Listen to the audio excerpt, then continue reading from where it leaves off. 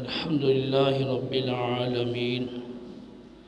والصلاة والسلام على سيد الأنبياء والمرسلين. أما بعد، فأعوذ بالله السميع العليم من الشيطان الرجيم. بسم الله الرحمن الرحيم. وَيَوْمَ يَعَضُّ الظَّالِمُ عَلَى يَدَيْهِ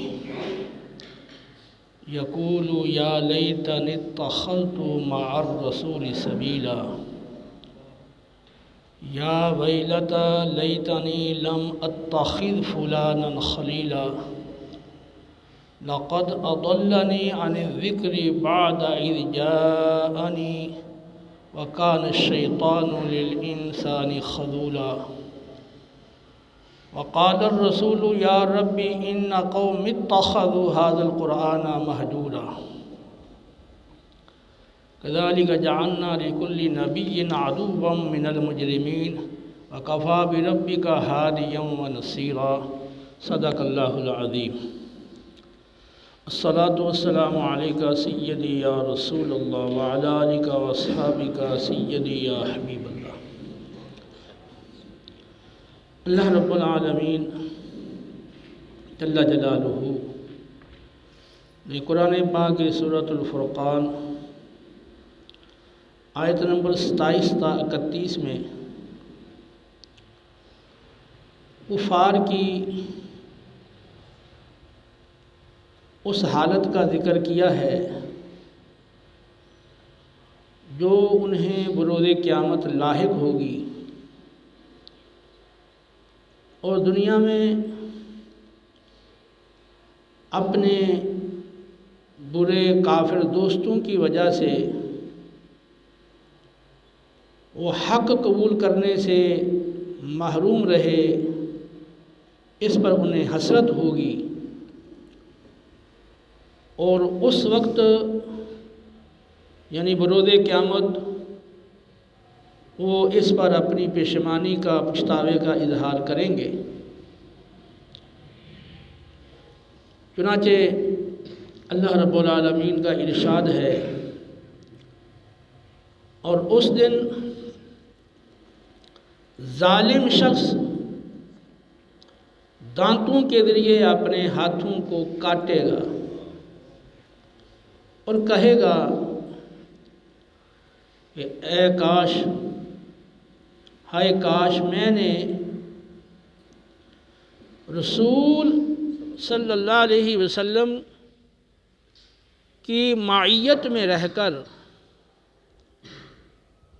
ہدایت کا راستہ اختیار کیا ہوتا۔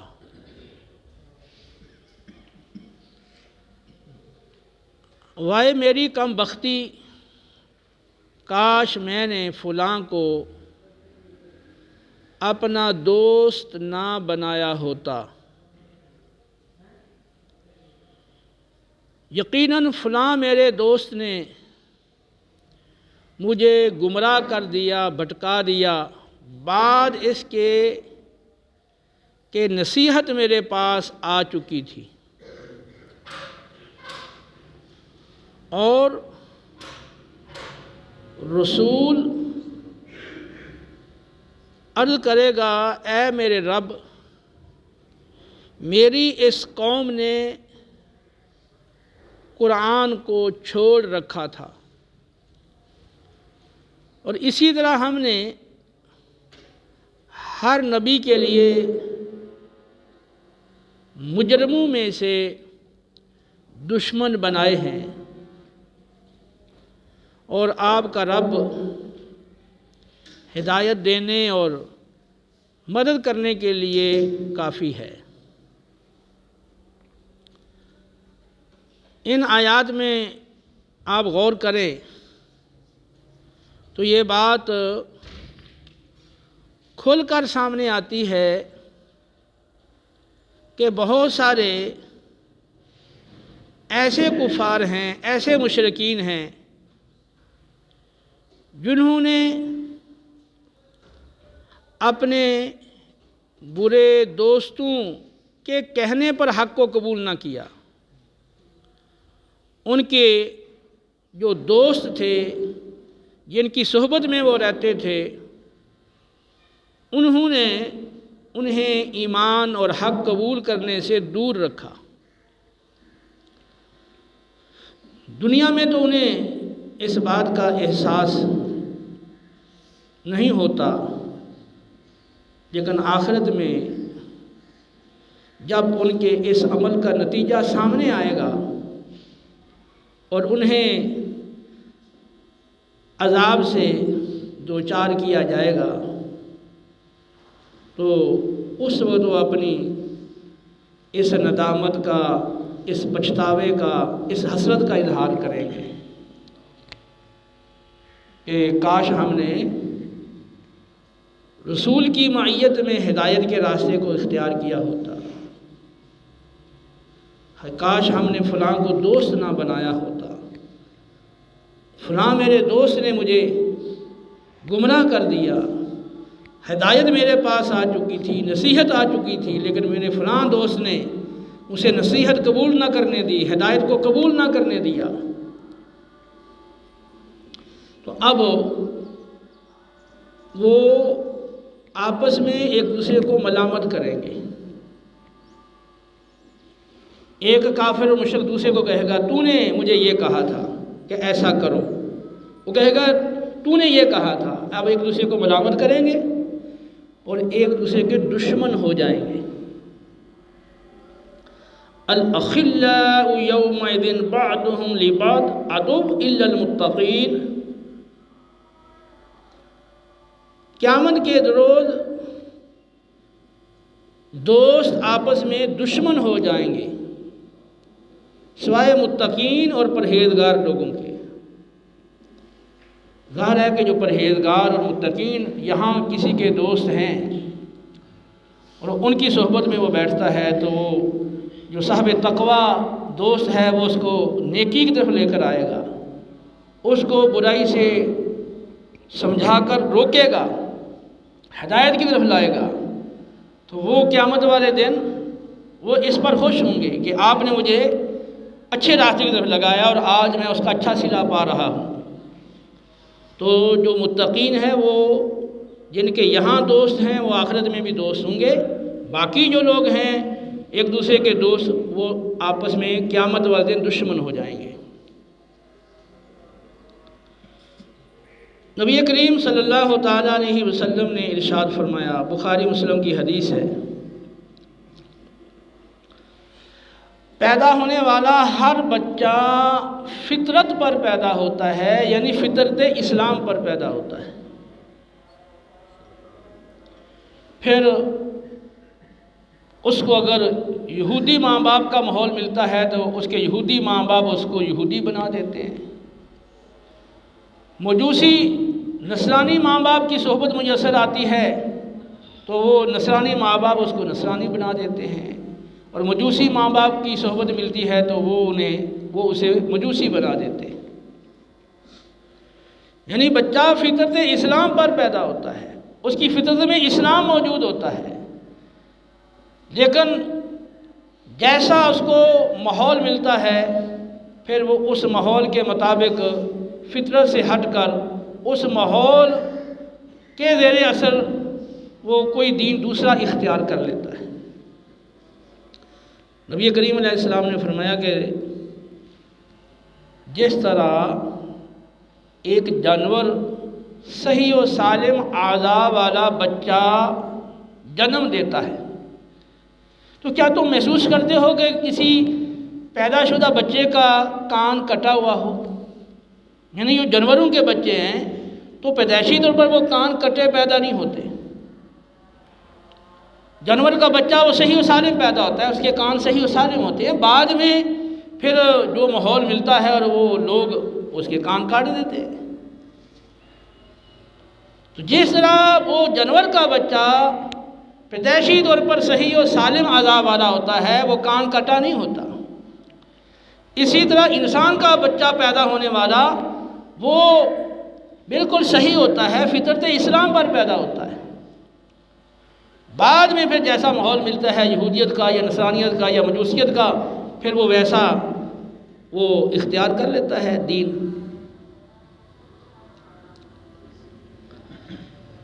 تو صحبت وہ انسان کے اوپر اثر ڈالتی ہے۔ اچھی صحبت اچھا اثر ڈالتی ہے، بری صحبت برا اثر ڈالتی ہے۔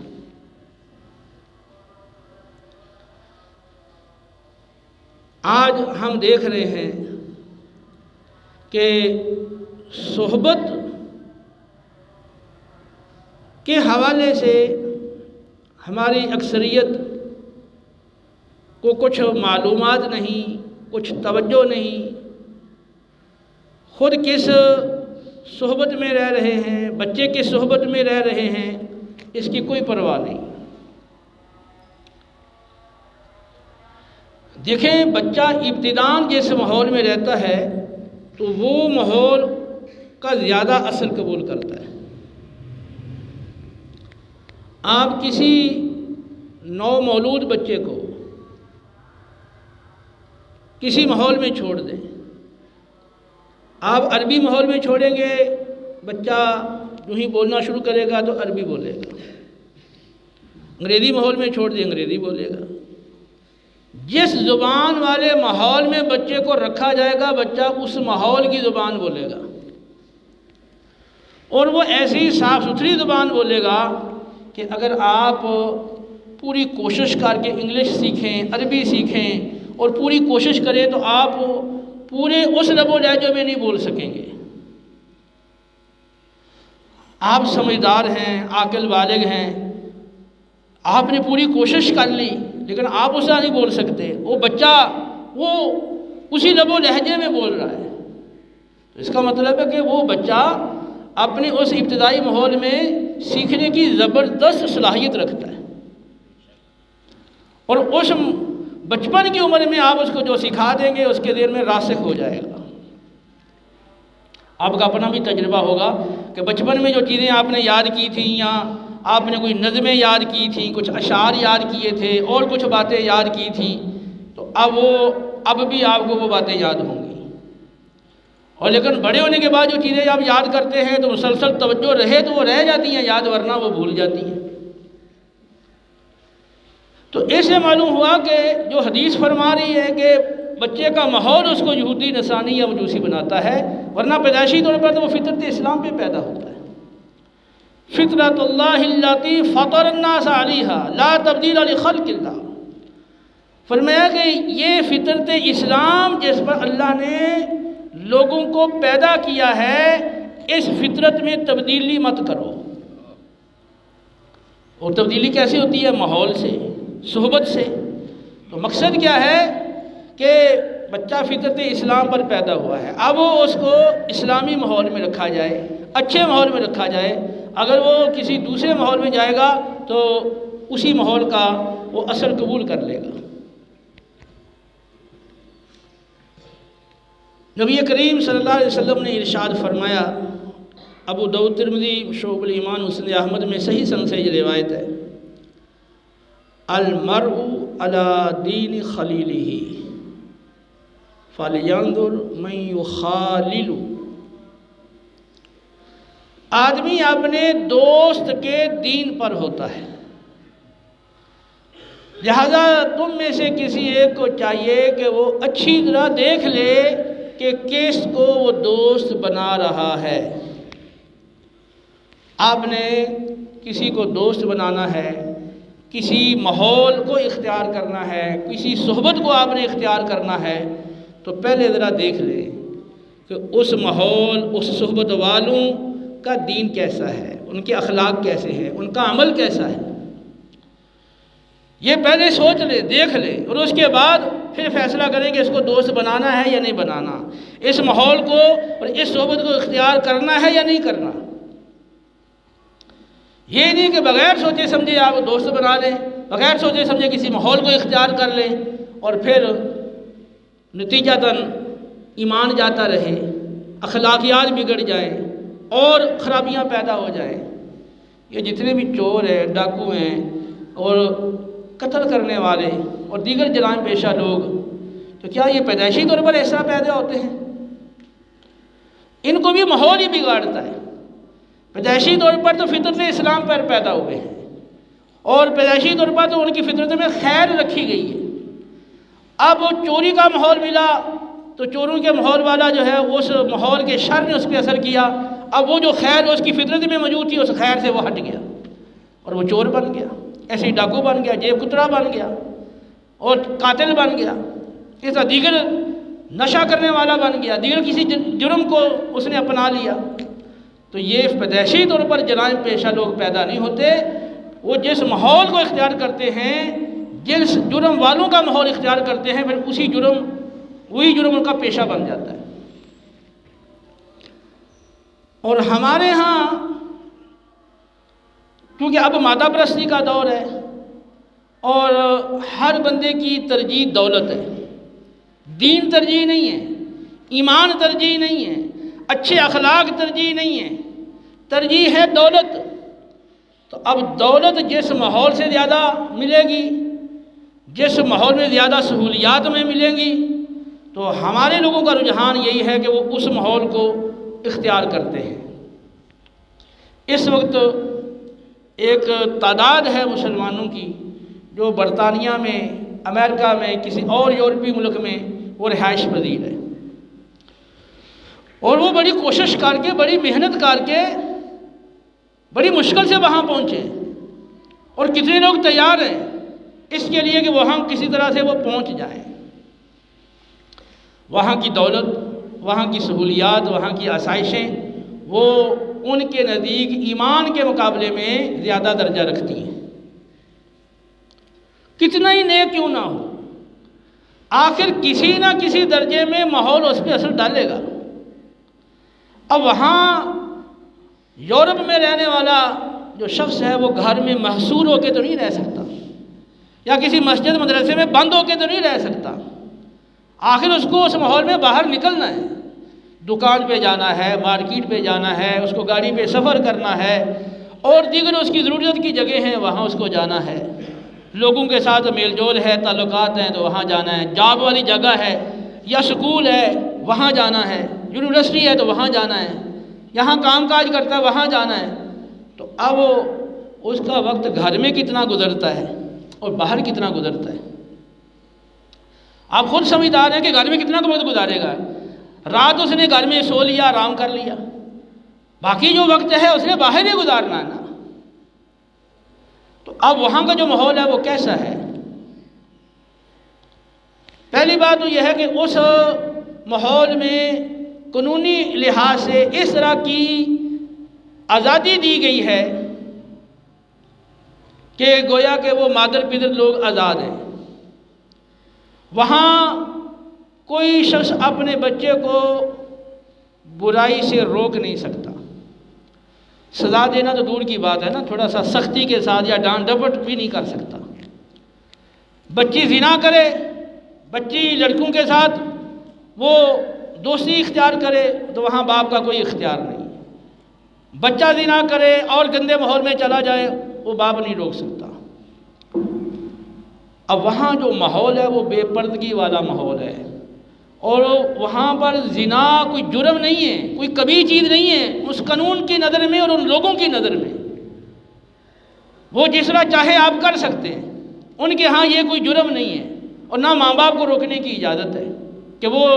تھوڑا ڈانٹ ڈپٹ کر کے بچے کو روک لیں۔ اگر کوئی والدین اپنے بچے پہ تھوڑی سی سختی کرتے ہیں تو فوراً بچہ پولیس کو فون کرے گا، پولیس آ کے گرفتار کر کے اس کو جیل میں ڈال دے گی۔ اب جس ماحول کے اندر آپ اپنے بچوں کی صحیح تربیت نہیں کر سکتے، شریعت کے حکام پر نہیں چلا سکتے، حکم یہ ہے کہ جب بچہ 7 سال کا ہو جائے نماز پڑھنے کا حکم دو، 10 سال کا ہو جائے نہ پڑھے تو مار کر نماز پڑھواؤ، یہ رسول اللہ صلی اللہ علیہ وسلم کا حکم ہے۔ اب اس ماحول میں آپ اپنے بچوں کو نماز پڑھانے کے لیے مار نہیں سکتے، تو کسی طرح بھی آپ اپنے بچے کو کنٹرول نہیں کر سکتے۔ تو اب بچے کا جو سکول کا ماحول ہے، بچے کے پر جو باہر کا ماحول ہے، اگر کھیلنے گیا ہے تو اس گراؤنڈ کا ماحول ہے، یا آپ کا بچہ ملازمت کرتا ہے تو وہاں کا ماحول ہے، وہ ماحول اس پہ اثر انداز ہوتا ہے۔ اب اس کا پھر نتیجہ کیا نکلتا ہے؟ جب پورا ماحول بے حیائی والا ہے، بے پردگی والا ہے، وہاں حیا کا کوئی نام و نشان ہی نہیں ہے، تو وہ ماحول اس پہ اثر انداز ہوتا ہے۔ نتیجہ کیا؟ بچہ ہے، بچی ہے، آہستہ آہستہ وہ حیا اٹھ جاتا ہے، اور وہ ایک جو قباحت زنا کی ہے یا بدکاری کی ہے یا دیگر خرابیوں کی، ایک اس کے دل میں جو قباحت تھی وہ آہستہ آہستہ ختم ہو جاتی ہے، اور پھر نتیجہ وہاں کا جو ماحول ہے وہ اس کو اپنے رنگ میں رنگ لیتا ہے۔ نتیجہ یہ نکلتا ہے کہ جو لوگ یہاں سے گئے ہیں، ابتداً ان کی جو پہلی نسل ہے ان کا پورے طور پہ دین پہ قائم رہنا مشکل ہوتا ہے۔ پھر دوسری نسل کے اندر کچھ جو ہے، کوئی یہودی بن گیا، کوئی نصرانی بن گیا، کسی نے اپنا دوسرا دین اختیار کر لیا، کوئی ملحد ہو گیا، بے دین ہو گیا، بس دوسری پھر تیسری نسل کی حد تک جا کے پھر سلسلہ ختم ہو جاتا ہے۔ جو تجزیہ نگار لوگ ہیں، جو اسکالر لوگ ہیں، اور جو اس طرح کی معلومات رکھنے والے لوگ ہیں، ان کی جو بکس ہیں آپ پڑھ کر دیکھ لیں، نیٹ کے اوپر موجود ہیں، ویسے بھی موجود ہیں، تو ان کے جو تاثرات ہیں وہ یہی ہیں کہ بس تیسری نسل کے بعد وہ ختم ہو جاتا ہے۔ تیسری نسل میں جو انہوں نے مشاہدہ ہے وہ یہ ہے کہ ہمیں کوئی وہاں مسلمان نظر نہیں آیا۔ جو یہاں کے لوگ گئے تھے، یہاں سے مسلمان فیملی گئی، تو پہلی نسل میں کچھ بگاڑ آیا، پھر دوسری میں زیادہ بگاڑ آ گیا، تیسری میں جا کے پھر وہ سلسلہ ہی ایمان کا ختم ہو گیا۔ اب یہ افسوسناک بات ہے کہ مسلمانوں کے ذہن میں دین کی، ایمان کی کوئی ویلیو نہیں ہے۔ اگر ویلیو ہے تو نفسانی خواہشات کے پورے ہونے کی اور آسائشوں اور سہولتوں کی اور دنیا کی دولت کی ویلیو ہے، ایمان کی، دین کی اور کوئی ویلیو نہیں ہے۔ یہ اس وقت ہمارے لوگوں کی ذہنیت ہے۔ دیکھیں یہاں کا جو ماحول ہے وہ بھی اتنا اچھا ماحول کوئی نہیں ہے، پاکستان کے اندر بھی، لیکن وہ اس طرح کا ماحول تو یہاں نہیں ہے۔ یہاں پھر بھی کچھ نہ کچھ شرم و حیا ہے، کچھ نہ کچھ ان خرابیوں کی قباحت لوگوں کے ذہنوں میں پائی جاتی ہے، تو وہاں تو سر عام کھلم کھلا جو کریں کوئی رکاوٹ نہیں ہے۔ یہاں جو کرتے ہیں تو کوئی چھپ چھپا کے کریں گے، ان کو پھر بھی ڈر خوف ہوتا ہے کہ پکڑے جائیں گے تو رسوائی ہوگی، ذلت ہوگی، لیکن وہاں تو ایسا کچھ بھی نہیں ہے نا۔ تو اس حوالے سے اشد ضرورت ہے کہ ہر بندہ اپنی صحبت کو اچھا بنانے کی کوشش کرے، ہر ایک کو اچھی صحبت کی ضرورت ہے۔ اچھا، صحبت صرف یہی نہیں ہے کہ آپ باقاعدہ کسی کو دوست بنائیں اور اس کے ساتھ آپ کچھ وقت روزانہ گزاریں۔ آپ میڈیا پر بیٹھتے ہیں، سوشل میڈیا کا بھی استعمال کرتے ہیں، تو اگر آپ 1 گھنٹہ سوشل میڈیا کا استعمال کرتے ہیں تو وہ بھی ایک آپ کو صحبت میسر ہے، اور جس طرح کا وہ استعمال کر رہے ہیں وہ صحبت آپ پہ اثر انداز ہوتی ہے۔ اگر 1 گھنٹہ آپ کوئی لٹریچر پڑھتے ہیں تو وہ لٹریچر جو لکھنے والے لوگ ہیں ان کی جو ذہنیت ہے، جو سوچ ہے، تو وہ بھی ایک صحبت ہے جو اثر انداز ہوتی ہے۔ تو لٹریچر پڑھ لیں یا سوشل میڈیا کا استعمال کریں یا ٹی وی میں بیٹھ کے آپ کچھ پروگرام دیکھیں یا اس سے ملتا جلتی کوئی اور شکل ہو، یہ بھی صحبت ہی کی ایک شکل ہے۔ اور ایک ہے بالمشافہ آپ کسی کے پاس بیٹھتے ہیں، یہ صحبت کی معروف شکل ہے۔ قرآن کہتا ہے یا ایھا الذین آمنوا اتقوا اللہ وکونوا مع الصادقین، اے اہل ایمان اللہ سے ڈرو اور سچے لوگوں کی صحبت کو اختیار کرو، جن کے دل میں بھی سچا ایمان، سچا عقیدہ موجود ہے، زبان سے بھی وہ سچ بولتے ہیں، وہ وعدہ کریں، وہ عہد کریں، ان کو قسم کھانی پڑ جائے کسی معاملے میں، گواہی دینی پڑ جائے، فیصلہ کرنا پڑ جائے، یا عام روزمرہ کی گفتگو بڑوں سے کریں، چھوٹوں سے کریں، وہ سچ بولتے ہیں۔ اور جن کے عمل میں بھی سچائی ہے، جو زبان سے کہتے ہیں عمل بھی اس کے مطابق ہے، ظاہر باطن میں تضاد نہیں ہے، تو جو ہر لحاظ سے سچے لوگ ہیں ان کی صحبت اختیار کرو۔ اور اولین جو سچے لوگ ہیں انبیاء علیہ السلام ہیں، پھر ان کے سچے اصحاب ہیں، پھر درجہ بدرجہ۔ اور سچے لوگوں کی جو علامت بتائی گئی ہے قرآن پاک کے اندر، انما المؤمنون الذین آمنوا باللہ ورسولہ ثم لم یرتابوا وجاہدوا باموالہم وانفسہم فی سبیل اللہ اولئک هم الصادقون۔ حقیقت میں مومن وہی لوگ ہیں، سچے مومن وہی ہیں کہ جو اللہ پر اور رسول مکرم صلی اللہ علیہ وسلم پر ایمان لائے اور پھر کسی شک و شبہ میں کسی تردد میں نہیں پڑے، انہوں نے غلبہ دین کی خاطر اپنی جانیں بھی صرف کر دیں، اپنے مال بھی خرچ کر دیے، یہی لوگ دعویٰ ایمان میں سچے ہیں۔ یہ ہیں صحیح معنوں کے اندر کمال درجہ سچے لوگ، کہ جن کا جینا مرنا وہ صرف دین کی خاطر ہے، اور غلبہ دین کے لیے اگر جان کی ضرورت ہے جان دینے کے لیے تیار ہے۔ جان دینے سے مراد صرف یہ نہیں ہے کہ شہادت پا لینا جنگ میں جا کے، جان صرف کر دینا اس میں یہ بھی داخل ہے کہ دین کی خاطر آپ کو تکلیف آ رہی ہے۔ جیسے صحابہ کرام کو آپ دیکھیں کہ مکہ میں ایمان لائے ہیں تو کفار مکہ نے ہر طرح سے ان پہ ظلم ڈھائے، تو انہوں نے جسمانی تشدد بھی برداشت کیے ہیں دین کی خاطر، اور ان کے تان اور ان کی گالیاں اور ان کا مذاق اڑانا یہ چیزیں بھی برداشت کی۔ پھر جب حکم ملا ہے ہجرت کا تو اپنے مال جائیدادیں اپنے وطن چھوڑے ہیں، دین کی خاطر مدینہ منورہ میں حاضر ہوئے۔ پھر یہاں آنے کے بعد بھوکیں پیاسیں، پھر جہاد کی سفر کی مشقتیں، اور پھر جنگوں کے اندر تیروں کے، نیزوں کے، تلواروں کے زخم، اور پھر شہادتیں، اور پھر دین سکھانے کے لیے اور دین سیکھنے کے لیے وہ محنت اور مشقت، یہ ساری ان چیزوں کا تعلق انسان کی جان کے ساتھ ہے۔ تو انہوں نے جو جانیں ہیں وہ بھی اللہ کی راہ میں لگا دی، اپنے مال بھی اللہ کی راہ میں لگا دیے۔ یہی لوگ دعویٰ ایمان میں سچے ہیں، یعنی سچے وہ لوگ ہیں جن کی ترجیح دین ہے، اور وہ دین کی خاطر ہی ان کی ساری حرکات و سکنات اور زندگی کی ساری سرگرمیاں اور ساری جد و جہد اور محنت اور کوشش دین کی خاطر ہے۔ وہ کسی مشقت، کسی تکلیف، کسی آزمائش سے ڈر کر وہ دین کے کسی بھی حکم سے پیچھے نہیں ہٹتے۔ یہ لوگ سچے ہیں۔ تو قرآن کہتا ہے سچے لوگوں کی مائیت اختیار کرو۔ لیکن ہماری ترجیح چونکہ دنیا ہے، ہماری ترجیح چونکہ دولت ہے، اس لیے ہمارے معاشرے کے اندر آپ کو نہیں نظر آئے گا کہ لوگ واقعتاً جو صحیح معنوں کے اندر نیک ہے، صاحب تقویٰ ہے، باعمل ہے، قرآن و سنت کو جاننے والا، سکھانے والا، جس کو فکر ہے کہ لوگوں کی کسی طرح سے اصلاح ہو، لوگ ہدایت کی طرف آ جائیں، تو ایسے لوگ، ایسے شخص کو لوگ کتنے ہیں جو دوست بناتے ہیں۔ عام طور پہ یہ دیکھنے میں بات آئی ہے کہ لوگ اسے تھوڑا بھاگتے ہیں، ان کے پاس جائیں گے یہ نماز کا کہیں گے، اور یہ ہمیں فلاں حکم دیں گے، فلاں حکم دیں گے، تو اب طبیعت کو چونکہ اچھا نہیں لگتا یہ وہ چیز، اور دین کی راہ میں مشقت اچھی نہیں لگتی، وہ کھیل کود، آسائشیں، سہولتیں، لذتیں، مزے اور خواہشات، وہ چیزیں چونکہ ان پہ غالب ہوتی ہیں،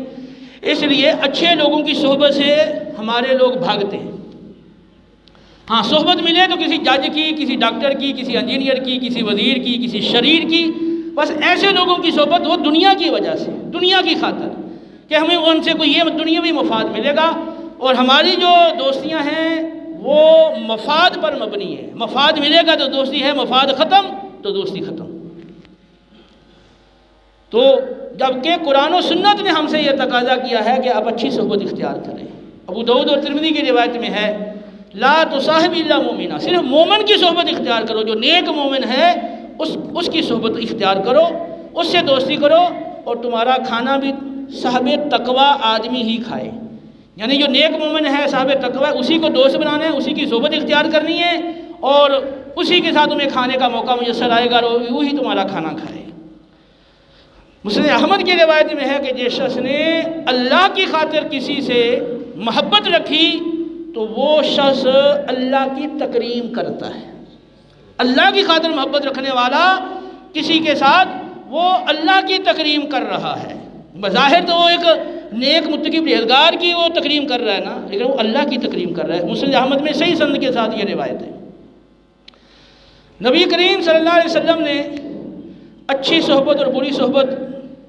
کے فوائد اور نقصانات سمجھانے کے لیے بہت خوبصورت مثال دی، بخاری مسلم کی حدیث ہے۔ فرمایا اچھے ہم نشین کی مثال کستوری والے کی طرح ہے، کہ جو خوشبو بیچنے والا ہے، کستوری بیچنے والا ہے، آپ اس کے پاس جا کر بیٹھ جاتے ہیں، یا تو وہ آپ کو تھوڑی بہت خوشبو بطور تحفہ کے دے دے گا یا آپ اسے خرید لیں گے، اور اگر یہ نہ ہو تو کم از کم جتنی دیر وہاں بیٹھیں گے تو آپ کو فرحت اور خوشی تو ہوگی نا وہ خوشبو کی وجہ سے۔ اور بری صحبت اور برے ہمشین کی مثال فرمایا وہ لوہار کی بھٹی کی طرح ہے کہ جو آگ کو جلا رہا ہے لوہا پگھلانے کے لیے، تو اب اس کے پاس اگر آپ بیٹھتے ہیں تو آگ کی چنگاریاں جب اوپر گریں گی تو آپ کے کپڑے جل جائیں گے، اور اگر یہ نہ بھی ہوا تو کم سے کم ناگواری والی جو بدبو ہے وہ تو پہنچے گی نا تم کو۔ تو مطلب کیا ہے کہ اچھے کی صحبت فائدے سے خالی نہیں ہے، کوئی نہ کوئی فائدہ اس کا لازمی ہے، اور بری صحبت وہ نقصان سے خالی نہیں ہے، کوئی نہ کوئی نقصان اس کا لازمی ہے۔ ابو داؤد کی روایت ہے، نبی کریم صلی اللہ علیہ وسلم نے فرمایا، صحیح سند کے ساتھ روایت ہے، ترمذی میں بھی موجود ہے، جس نے اللہ کی خاطر محبت رکھی، اللہ کی خاطر بغض رکھا، اللہ کی خاطر کسی کو دیا، اللہ کی خاطر دینے سے ہاتھ روک لیا، اس نے اپنے ایمان کو مکمل کر لیا۔ تو وہ کامل ایمان والا ہے جس کی دوستی اور نفرت، محبت اور نفرت صرف اللہ کی خاطر ہوتی ہے،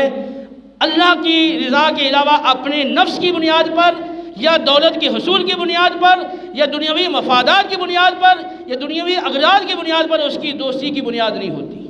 دوستی، دشمنی، محبت، نفرت یہ محض اللہ کی خاطر۔ تو ایسے لوگوں کا جو ایمان ہے وہ کامل ہے۔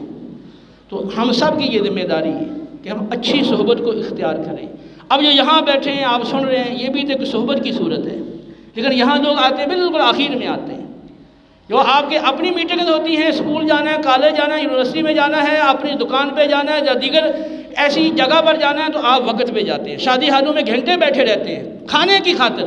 لیکن یہاں اللہ کا قرآن سننے کے لیے اور دین کی خاطر اور اللہ کا حکم ہے کہ اذان ہو جائے تو فوراً سب کچھ چھوڑ کے، خرید و فروخت چھوڑ کے فوراً حاضر ہو جاؤ، تو اس پہ عمل کرنے کے لیے لوگ تیار نہیں ہیں۔ تو کیسے آپ کہیں گے کہ ان کے اندر کوئی اچھی صحبت کے ساتھ ان کی کوئی دلچسپی ہے؟ کاش اللہ ہمیں عقل سلیم دے، خود اچھی صحبت اختیار کریں، اپنے بچوں اور بچیوں کی نگرانی کریں اور انہیں سمجھائیں اور اچھے دوست انہیں فراہم کریں، خود ان کو یہ مشورہ دیں، اپنے بچوں کے ساتھ کچھ وقت گزارا کریں اور ان کے بارے میں آپ کو معلومات ہونی چاہیے کہ آپ کے بچے کے، آپ کی بچیوں کی یہ دوست کون سی ہیں، اس کی سہیلیاں کون سی ہیں، اور یہ والدین کی ذمہ داری ہے کہ اپنی غلط سوسائٹی سے اور غلط دوستوں سے بچوں کو بچائیں اور اچھی صحبت انہیں مہیا کریں اور اس کی انہیں تعلیم دیں۔ تو ابتدا یہ صحبت ہے، صحبت بندے کو اچھا بھی بنا دیتی ہے، صحبت بندے کو برا بھی بنا دیتی ہے، تو یہ بنیاد ہے۔ اس کے بعد اگلی جو تعلیم ہے، تربیت ہے، تو اس کے تو اثرات بعد میں ہیں، لیکن ابتدا والی جو چیز ہے یہ صحبت والی، یہ زیادہ مؤثر ہوتی ہے۔ ورنہ اگر کوئی بری صحبت میں بیٹھتا ہے وہ 1000 میرا بیان سن لے یا 1000 کسی اور اسکالر کی بھی وہ گفتگو سن لے، لیکن وہ جب تک بری صحبت نہیں چھوڑے گا تو وہ مشکل ہے کہ وہ ہدایت کی طرف آ سکے۔ اللہ ہمیں عمل کی توفیق دے، وما علینا الا البلاغ المبین۔